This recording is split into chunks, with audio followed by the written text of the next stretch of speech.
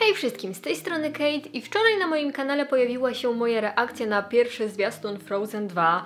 Jednak po masie fajnych i trochę mniej fajnych komentarzy, które pojawiły się pod tym filmem, stwierdziłam, że nagram jeszcze pewnego rodzaju moją analizę tego zwiastuna oraz parę teorii, które i mi przyszły do głowy po jego obejrzeniu i troszkę znalazłam na internecie, tak więc oczywiście wszelkie źródła będziecie mieli podlinkowane w opisie, a teraz może po prostu przejdźmy do oglądania tego zwiastuna i jego analizy. Po prostu. Oczywiście przez ponad połowę tej zapowiedzi obserwujemy, jak Elza próbuje się nauczyć chodzenia po oceanie i tutaj może nas zacząć zastanawiać, dlaczego, co próbuje osiągnąć, gdzie próbuje dotrzeć.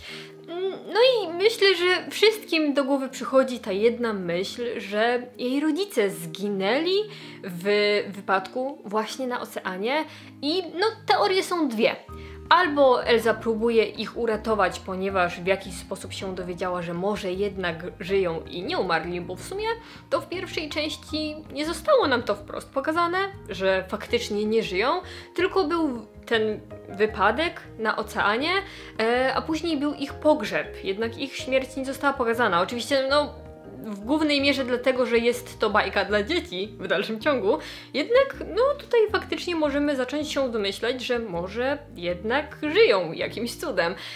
A druga teoria jest taka, że no jednak nie żyją, faktycznie zginęli, jednak Elza w jakiś sposób próbuje się dostać do tego statku, który zatonął, by czegoś się dowiedzieć, coś na nim odnaleźć.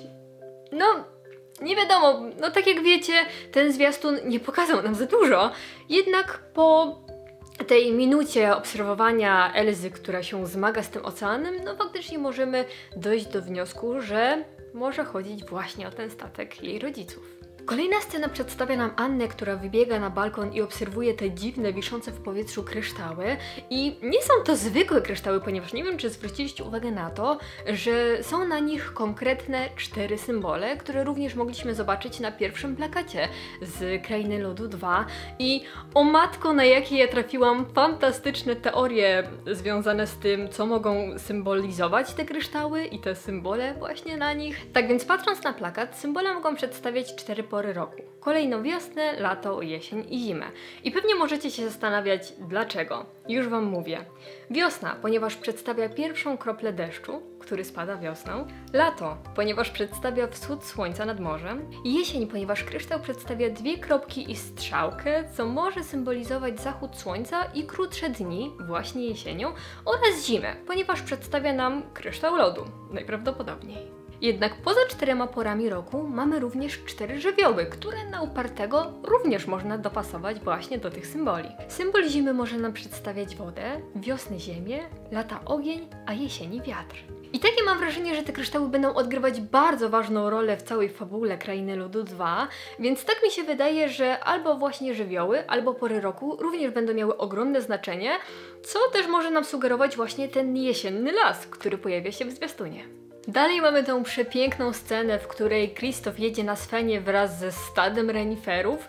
I tak wiem, że przy mojej reakcji na zwiastun to pomyślałam, że są to wilki, bo tak kątem oka na tej pierwszym urywku tej sceny tak mi się wydawało, a później jakoś nie zwróciłam uwagi na to, że są to renifery, a nie wilki. Zabijcie mnie, serio.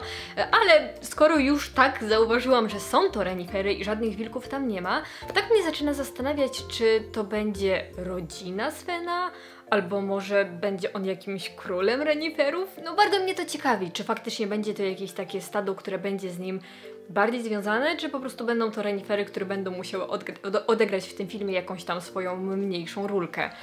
Mega mnie to ciekawi. Dalej mamy scenę z samotną, porzuconą Anią, która musi sobie sama poradzić. I w ogóle tutaj możemy zwrócić uwagę na to, że nasi wszyscy bohaterowie zostali rozdzieleni.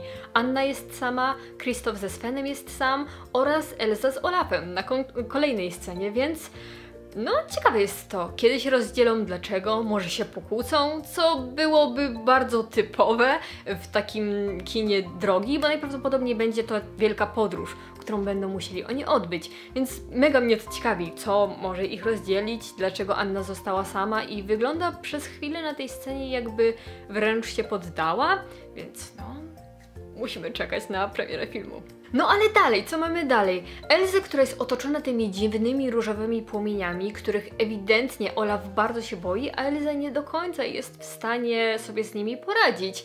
No i tutaj już nachodzi nam ta pierwsza myśl związana właśnie z tymi kryształami i żywiołami, że jest tutaj ogień, więc może pojawi się jakaś postać, która ma moc ognia? Zobaczymy, bo te ognie są bardzo dziwne. Ewidentnie widać, że są bardzo magiczne, a nie jest to jakiś zwykły ogień. I też parę osób pisało mi, że mogą być to płomienie stworzone przez trolle z Krainy Lodu z pierwszej części. Jednak mi się nie wydaje. Wydaje mi się, że to po prostu jest podobne z tego względu, że magia w tym świecie tak po prostu wygląda, a nie, że jest to magia trolli. No ale może faktycznie trolle też tu będą miały coś do odegrania? Zobaczymy. No i kolejna scena, która cieszy się chyba największym zainteresowaniem i największą liczbą teorii na jej temat, czyli scena, w której pojawiają się nowe postacie, chłopiec i dziewczynka. No i pierwsza teoria jest taka, i to pisało mi mnóstwo osób w komentarzach, że przecież jest to Anna i Krzysztof, bo Anna ma nową fryzurę w Krainie Lodu 2. Jednak to, że pojawia się dziewczynka, która ma rozpuszczone włosy, to nie znaczy od razu, że jest Anią. Tym bardziej, że w momencie, kiedy się jej przyjrzymy z bliska, to widać, że ma ona brązowe włosy, a nie rude jak Ania, i nie ma grzywki, a jej buzia jest zupełnie inna. No i postura też, przecież widać, że to dziecko.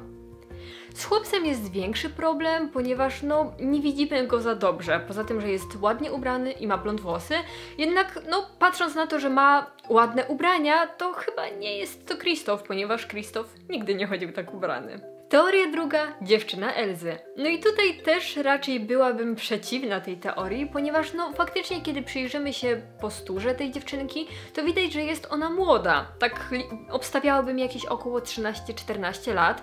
Elza, pamiętajmy, że jest dorosłą kobietą. Ona tutaj będzie miała może 20, może 22, może 23 lata, bo nie wiadomo ile czasu minęło od fabuły pierwszej części. Jednak no myślę, że nie byłaby to dobra partia dla Elzy i w momencie, kiedy pojawia się jakaś nowa postać, która jest dziewczyną, o mój Boże, a dużo ludzi chciałoby, żeby Elza miała dziewczynę, to no bez przesady. Naprawdę, dajmy im żyć. Teoria trzecia, dzieci Anny i Krzysztofa. Co mogę wam powiedzieć? No tak jak już mówiłam, widać, że ta dziewczynka ma około 13-14 lat. No minimum 10, na pewno nie jest młodsza. A Anna i Krzysztof nie wyglądają na dużo starszych niż w pierwszej części. A no wiecie, w ciąży trzeba zajść, dzieci muszą dorosnąć, więc no nie, naprawdę wątpię, żeby Anna, Krzysztof i Elza mieli tutaj po około 30 parę lat, a musieliby tyle mieć, żeby ich dzieci mogły być tak duże, więc no nie. Nie, naprawdę wątpię, żeby to mogły być ich dzieci. Teoria czwarta, Kaj i Gerda. I tutaj to jest całkiem ciekawe, że faktycznie mogą się pojawić nowe postacie, które będą Kajem i Gerdą z tej, wiecie, oryginalnej baśni o Królowej Śniegu. Tylko wiecie, co mi tutaj nie pasuje w tej teorii? To, że w Krainie Lodu 1 byli już Kaj i Gerda. Dużo ludzi może o tym nie wiedzieć, ponieważ te postacie nigdy nie zostały nazwane, ale te dwie osoby ze służby z Krainy Lodu z pierwszej części miały tak na imię, chociaż nigdy to nie było wypowiedziane, ale oficjalnie twórcy takich nazwali. Więc czy teraz w drugiej części chcieliby od tego odejść i stworzyć nowe postacie, które będą Kajem i Gerdą? No nie wiem, wydaje mi się, że nie, chociaż nigdy nie wiadomo. Teoria piąta, rodzice Anny i Elzy. I tutaj powiem wam, że jestem tym absolutnie podjarana, ponieważ twórcy, kiedy zapowiadali nam już jakiś czas temu, na czym mniej więcej będzie polegać fabuła Krainy Lodu 2, to wspomnieli tak przy okazji, że dowiemy się więcej o rodzicach Anny i Elzy i że będziemy mogli ich poznać bliżej. Więc to jest faktycznie całkiem ciekawe, że może być to jakieś wspomnienie związane właśnie z rodzicami i na przykład z tym, jak się poznali. To jest naprawdę mega super i to byłoby ciekawe pod tym względem, że no wiecie, są podobni, faktycznie mają podobny kolor włosów i tak dalej. Buzie w sumie też, jak przyjrzymy im się z bliska. No chłopcu nie bardzo, no bo nie widzimy go zbyt dobrze. Ale ja wiem, że w tej mojej pierwszej reakcji na ten zwiastun powiedziałam, że ta dziewczynka wygląda na ciemnoskórą. Dużo ludzi mnie poprawiło, że może to wynikać z tego, że jest tam po prostu półmrok w tym miejscu i tak faktycznie może być, że mi się wydawało, że ona jest ciemnoskóra, ale nie jest. I w tym momencie to by pasowało, że byłoby to takie pierwsze spotkanie rodziców Anny i Elzy i w tym momencie wychodziłoby na to, że to ojciec był tym kimś ze szlachty, kimś wyżej postawionym, a matka, patrząc na jej strój, była zwykłą, prostą dziewczyną, jak na przykład Krzysztof, i w momencie, kiedy się poznali i zostali parą, to wtedy została ona królową. Naprawdę jest to świetna teoria, bardzo się nią jaram i patrząc na to, co faktycznie twórcy nam wspominali wcześniej na temat tego, że dowiemy się więcej na temat właśnie tej dwójki, no to jest to bardzo prawdopodobne. I teoria szósta, nowe postacie. I wiem, że jest to głupia teoria i w ogóle mogłabym o niej nie wspominać, ale też jest duże prawdopodobieństwo, że są to po prostu nowe postacie, które nie są ani dziećmi Anny i Krzysztofa, ani rodzicami Anny i Elzy, ani Kajem i Gerdą, tylko po prostu zupełnie nowymi, odrębnymi postaciami. I może właśnie to oni mają jakieś moce, na przykład wiatru albo ognia, bo do mocy wiatru zaraz przejdziemy. No, to też jest prawdopodobne, więc również chciałam o tym wspomnieć.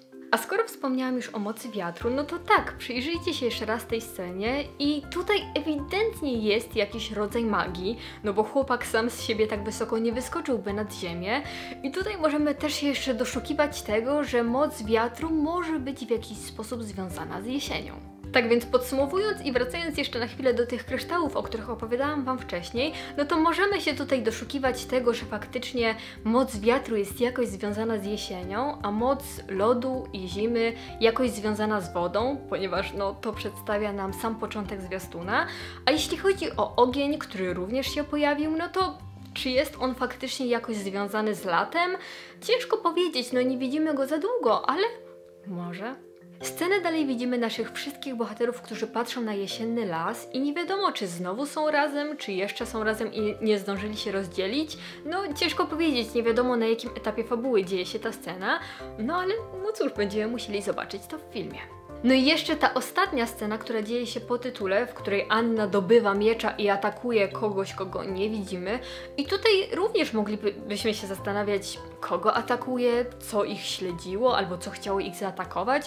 No tutaj już wolałabym się nie doszukiwać i nie domyślać tego, co to może być, albo kto to może być. Tym bardziej, że przyznam Wam szczerze, ja mam wrażenie, że ta scena nie pojawi się w filmie, ponieważ doskonale wiemy, że często to teraz w tych czasach mamy tak, że gdy jakaś scena pojawia się w zwiastunie, to niekoniecznie będzie w filmie. Choćby pierwszy zwiastun pierwszej części Krainy Lodu. Ta scena nigdy nie pojawiła się w filmie, więc może tutaj też tak będzie. Po prostu ta scena wydaje mi się taka strasznie ostentacyjna, w pewnym sensie wiecie, że Anna dobywa miecza i atakuje centralnie kamerę. W zwiastunie wygląda to fajnie, ale czy w filmie też będzie dobrze wyglądało? No nie wiem, naprawdę mam wrażenie, że tej sceny nie uraczymy w filmie. No i na sam koniec przyszedł do mnie kotek, a tutaj w tle w ogóle cały czas mogliście widzieć drugiego kota. Ale no cóż, podsumowując, czy faktycznie te kryształy będą związane z żywiołami albo z porami roku i czy faktycznie rodzice Anny i Elzy poznali się w tym jesiennym lesie, a później Anna i Elza podczas Krainy Lodu 2 wybiorą się do tego lasu, żeby odkryć tą tajemnicę tego królestwa? No, zobaczymy. Wiele pytań, brak odpowiedzi póki co, tak więc musimy czekać na premierę filmu, która odbędzie się 22 listopada na świecie, jak i w Polsce. Jeśli jeszcze nie widzieliście, to tak, będzie to 22 listopada. No cóż, pozostaje nam czekać. A koty poszły się bić, tak więc może nie pokazując Wam tych drastycznych scen, które odbywają się za mną, tylko Wam przypomnę, że wszystkie linki do tych teorii, na których się opierałam i do wszystkich źródeł, na których się opierałam, znajdziecie w opisie oraz przypominam, że założyłam konto na Patronite, więc jeśli chcecie mnie wspierać, to oczywiście link również znajdziecie w opisie, bo dzięki temu będę w stanie po prostu robić dla Was takie ciekawe materiały częściej. A póki co bardzo dziękuję Wam za oglądanie, no i do następnego filmu. Pa, pa!